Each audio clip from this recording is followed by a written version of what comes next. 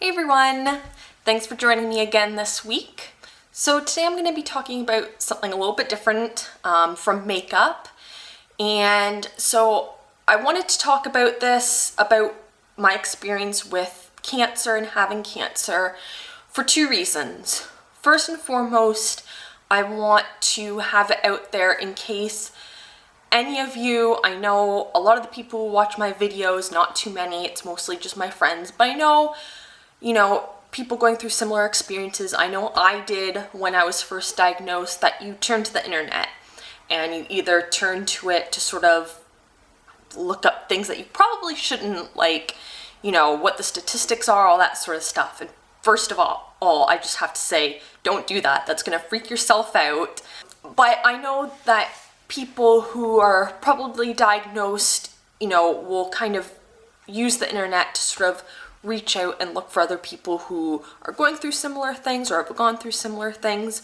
So that's first and foremost why I really wanted to make this video, just in case there's someone out there, if you clicked on this video because you've been diagnosed with thyroid cancer or any other type of cancer and are just wanting a little bit more information to know, sort of what to expect. That would just make me so happy to sort of reach out to someone like that. And the other reason that I'm making the video is because I am going to be running in June for Relay for Life. I'm just looking, for donations. If you're watching this video, you do not have to donate to me. I just thought that this was a good way to sort of put it out there and, help raise money because it is a good cause. So what I'll just be talking about is sort of just my experience with it, sort of how I found out, what treatment I had to go through, and kind of where I'm at right now. As you've probably seen in my other videos, you can still see the scar. I just had my last surgery about 6 months ago. So usually, my doctor said that it should take about a year for the scar to fade. Okay, so first of all, just to give a little bit of sort of background history and how I even found out about my thyroid cancer. When I was 20 years old, I was diagnosed with hypothyroidism. And if you don't know what that means, it means that I had an underactive thyroid. So if you don't know what your thyroid is, it's just a little sort of thing that you have that sits right here. It's in the shape of a butterfly, and it's just right here at your neck. Usually if you swallow, you can kind of see it move up and down. So I had my blood kind of checked out because my doctor had noticed that I had an enlarged thyroid, so sort of just a small goiter is what it's called. And so they ran the blood work, found out that my thyroid was underactive, and so the doctor, prescribed me to go on medication. I wasn't sort of too far below the normal range for thyroid levels, so he just put me on the lowest dose, and then he sent me for further testing. So because I had an enlarged thyroid, sometimes they want to check that out just to kind of see what's going on and make sure that everything's okay. So they can either do that with ultrasound, and so that's what they did with me, was they did an ultrasound of my thyroid. And what they found with that was a bunch of little tiny nodes in my thyroid. So at that time, I didn't know. I didn't find out this till the summer, but what I had was Hashimoto's disease. And so Hashimoto's is an immune system disorder where my immune system sees my thyroid as a foreign body and attacks it. So what was happening was my body was attacking my thyroid and creating all these little benign nodes in my thyroid. At that time, with the ultrasound and seeing all those little nodes, the doctor then just wanted to do further testing just to make sure that they're benign. And in most cases, 9 out of 10 times, they are benign. It's really common for people with Hashimoto's who have sort of this enlargement of the thyroid to have a bunch of benign nodes to pop up. So when I was 20 and first diagnosed and had all of this testing done, they did what was called radioactive iodine testing. So I just had to swallow a radioactive iodine pill, and then get some imaging done on my thyroid. And then if there were any cancerous spots, it was supposed to just highlight it. When I got that testing done, everything came back normal and clear. The doctor said that all the nodes seemed benign and not to worry about it. So I didn't worry about it. I kind of just thought, okay, I have a bunch of nodes in my thyroid, nothing to worry about. They'll be fine for the rest of my life. So I kind of just left it at that. I felt like, okay, if I start, kind of feeling sick and sluggish and all that sort of stuff, then, I'll go for further testing. It wasn't until about 7 years later, when I was with a new GP, that, I told her how I was hypothyroid. She said that she wanted to just update my blood work and possibly prescribe some medication again for me to take if the levels had changed. So again, sort of just the routine thing. She wanted to get another ultrasound done of my neck and then get the blood work done just to confirm that yes, I was hypothyroid. So after I got my ultrasound done, my doctor told me that there was a suspicious node in the left side of my thyroid that was a little bit larger than the other ones, and she wanted to do a biopsy of it. So all of this happened just this past summer. I had my ultrasound in May, I believe, and then she sent me to go get my biopsy. I believe it was sometime in June or end of May. So with the biopsy, this was something that I looked on the internet just to see what I would be sort of getting myself into, because it scared me, the idea of having a needle going into my neck. So my tumor was actually just at the bottom of my left thyroid there. So that's where the needle went into. And so it's what's called a fine needle aspiration. They put a needle into your neck a couple of times just to get a couple different samples of the tissue and then send it off to the lab. So, depending on how good you are with needles, I'm pretty good. I don't care about getting blood work or anything done like that. But it was scary having a needle go into my neck. You can either do it with freezing or without. I chose to not having freezing done because the needle for the freezing was just another needle going into your neck, and I just wanted the least amount of needles going into my neck as possible. And I didn't really feel like freezing would have made too much of a difference or made me any less scared of a needle going into my neck. So the doctor, I believe, took 2 or 3 samples. So then I get the biopsy results back in, I think, about a week later, and my doctor told me that the biopsy results came back suspicious. She didn't say 100% for sure it was cancer, but she said that the cells did not seem benign and they seemed suspicious. What ended up happening was she recommended me to an endocrinologist, and so they sort of specialize in a bunch of different disorders, but hypothyroidism and hyperthyroidism is one of them as well. And then she also recommended a surgeon for me. And so what ended up happening was I saw the endocrinologist first, and with my biopsy samples, because they couldn't say conclusive, yes, it's this type of cancer, that type of cancer, or even really 100% sure it was cancer, just the cells looked suspicious. He said that the doctors would get together and sort of review my case, and sort of look at it because they said that it was suspicious, but the lab that did the biopsy sort of pathology diagnosed it as follicular thyroid cancer. And so the 2 most common type of thyroid cancers you get are follicular and papillary. Once all the doctors sort of reviewed the biopsy results, none of them could agree whether it was papillary or follicular. The thing with papillary cancer is that it's a type of thyroid cancer that really likes to sort of pop up all over your thyroid. And so With follicular, if it's follicular cancer, they'll usually just take out the side of the thyroid that had the tumor on it if it hadn't spread anywhere else. With papillary, they tend to take out the whole thyroid. So when I talked to my surgeon, because they weren't really 100% sure and couldn't agree if it was follicular or papillary, he said what they were going to do is just take out the left side of my thyroid where the tumor was, and then run the pathology on it to make sure if it's follicular or papillary, and then just based on that, then decide if taking out the other half of my thyroid would be necessary. So I ended up having my surgery in September of last year, 2014. And so they just took out the left side of my thyroid.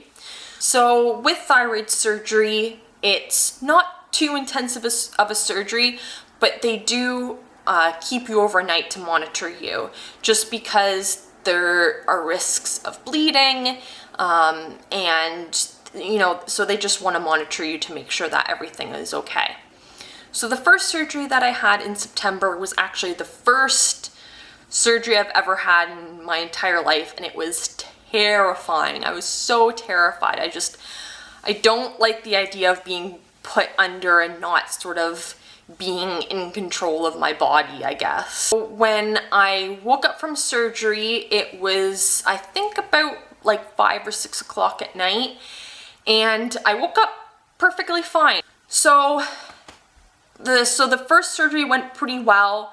I stayed overnight there, and they just monitored me. I didn't really sleep all that well, just because I tend to have anxiety anyways, so just not being in my home and being in a hospital, and after just having surgery, I didn't get too much sleep. The results came back after, I think about a month after my surgery, of the pathology results of if it was cancer and what type of cancer.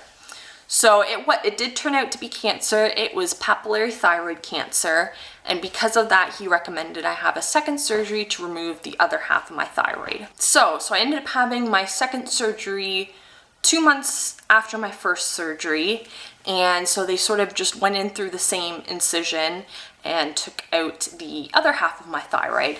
So it's basically the same deal. They take it out, you have to stay in the hospital for overnight, and then you're released the next day.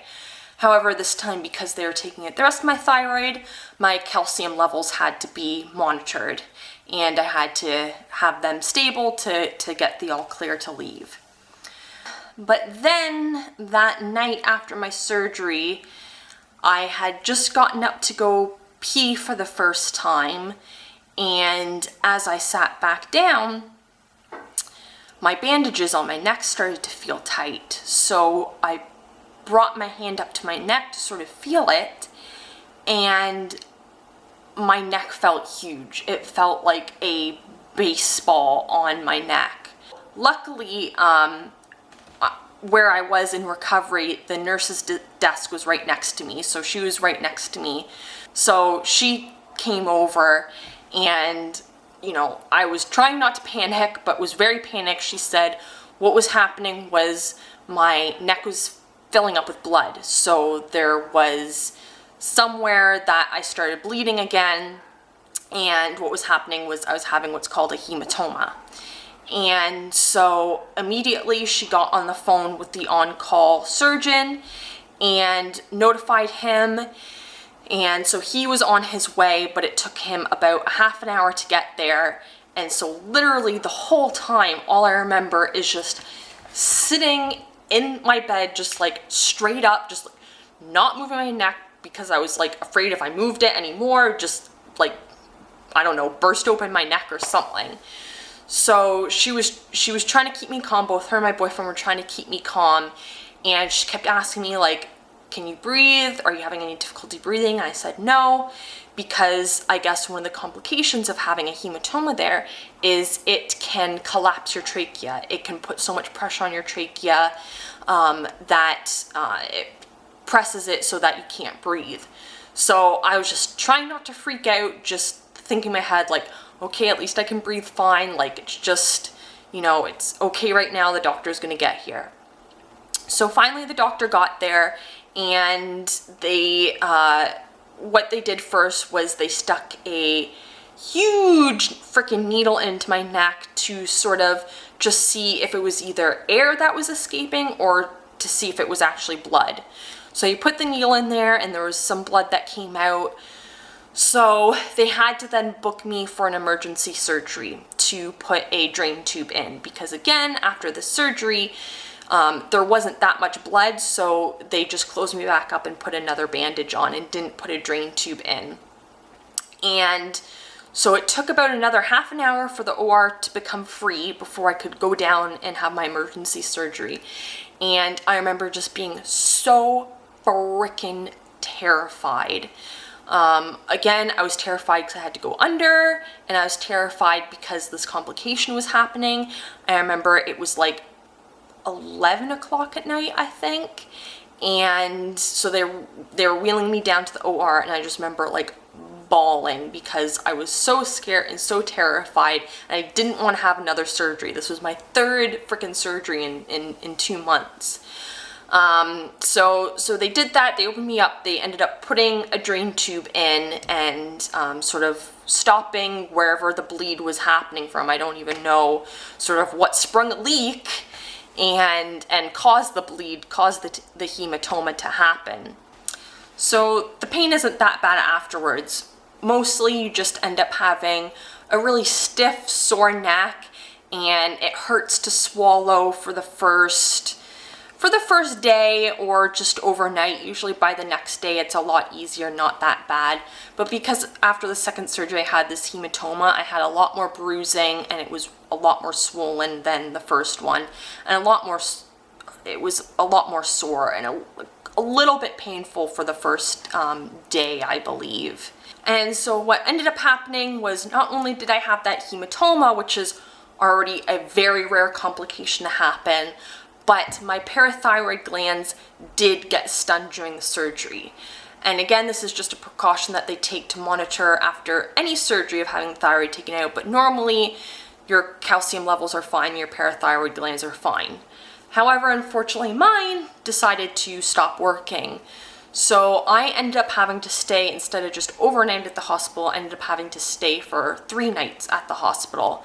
And that was because my calcium levels were dropping, so showing that, you know, my parathyroid glands weren't working, but also they weren't really that stable, and so it took that long for sort of them, with medication, with the vitamin D and calcium, to sort of get my levels to a stable level. So once that happened, once they were stable for a certain amount of time, then I was finally able to go home. Recovery this time was pretty much the same, you know, about the first week, you know, you're really tired and you want to rest.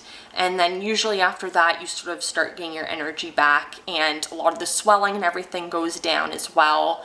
So like I said, it's mostly just you have a sore, stiff, swollen neck for the first couple of days after surgery, and then that eventually subsides. So after my second surgery, they did the pathology again and found another, what they called a microcarcinoma in the right side of my thyroid. And they also took out all the lymph nodes in the center of my neck there and ran testing on that. And so luckily for me, none of my lymph nodes had any sign of cancer. So I wasn't recommended any further treatment. However, if you have thyroid cancer and they do find that some of the cancer had spread to your lymph nodes, or if the cancer in the thyroid had sort of spread to the surrounding region, what they do is recommend the radioactive iodine treatment. So the radioactive iodine sort of seeks out any thyroid tissue, including any thyroid cancer tissues, and kills it. So your thyroid uptakes iodine.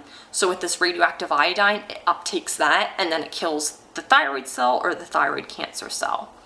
So luckily I didn't need that. So where I'm at right now is my parathyroid glands are still recovering. My endocrinologist said that they are working, but they are in a very weakened state. So I'm not on the vitamin D pills anymore. However, I'm still on the calcium pills I have to take every day. and I had a heck of a time over the past couple of months with that, unfortunately. Sort of the first signs that your calcium's getting low is you get tingly, your kind of limbs, your legs and your arms get tingly, and then you can start sort of feeling your muscles cramp, and then once it gets really bad, your muscles sort of seize up. And luckily that never happened to me. It never sort of progressed further than sort of my muscles felt a little bit crampy. So unfortunately, I'm still recovering from that. Hopefully within the next month, maybe 2, everything will be back to normal with that. As for my thyroid cancer, you know, they sort of say no evidence of disease. So as far as I know, there's no other cancer anywhere, but it's something that's still going to be monitored. So I have to go for regular blood work, and I believe ultrasounds as well. And so with the blood work, they sort of look at my thyroid antigen or antibody. Yeah, thyroid antibody. And that's, I believe, because of my Hashimoto's, because of my immune system wanting to attack it. If there were any leftover thyroid tissue or thyroid cancers anywhere, I would still have that antibody in my blood. So that's sort of starting to steadily decrease, and as long as it keeps decreasing and goes away, then I'm fine. If it doesn't, then possibly some point in the future, I might need that radioactive iodine treatment. That was pretty much my experience. I can't think of any sort of other information I can give. If you are someone with thyroid cancer who is at any sort of stage in this process and you have any questions, please, please, please don't hesitate to ask me down below. I would love to sort of help out and answer your questions. It is a scary thing. Thyroid cancer is one of the most treatable, curable cancers out there, but that doesn't mean that it's any less scary. And I know, at least for me, when I was diagnosed, like, you feel like you sort of don't even maybe have a right to be afraid because it's such an easily treated cancer versus, you know, say breast cancer and lung cancer. But you do, it's scary. It's scary to have any cancer. You don't want to have any cancer in you. You want to be healthy. You don't want to have to go through surgeries. You don't have to go through treatment if you have to go through chemotherapy. No matter how good of odds you have, you don't want to have that in your body, and it's scary. And so if you are struggling with this, I just want to say it's okay to be scared. It's okay to sort of have your little freakouts, but just know that you have your family and your friends to sort of reach out to when you want to. If you feel like you want to have your time by yourself, that is completely fine. So again, you know, if you're going through this, please don't hesitate to message me or to leave a comment down below.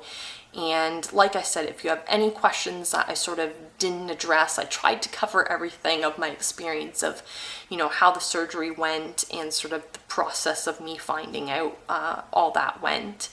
If you are in a similar situation, if you have Hashimoto's, if you have these nodes, don't be an idiot like me and wait 7 years in between getting ultrasounds done. Sort of keep up on your blood work, keep up on the ultrasounds, because like I said, when I had my first ultrasound and everything came back clear, all the nodes were benign, I just thought they will be benign forever. So that's sort of just what I want to say, is just kind of, you know, keep on top of those things. So I think that's all I wanted to say for today. You know, thank you guys for listening. You know, this is sort of a personal thing to share and not really the norm of what I've been doing, but I really just want to have this information out there. If anyone is, you know, searching on YouTube, wanting to know more about thyroid cancer because they were diagnosed, or maybe a friend was diagnosed or a family member, and I hope I could provide you with a little bit more information. So thank you guys for listening and watching, and I hope to see you guys next week. Bye.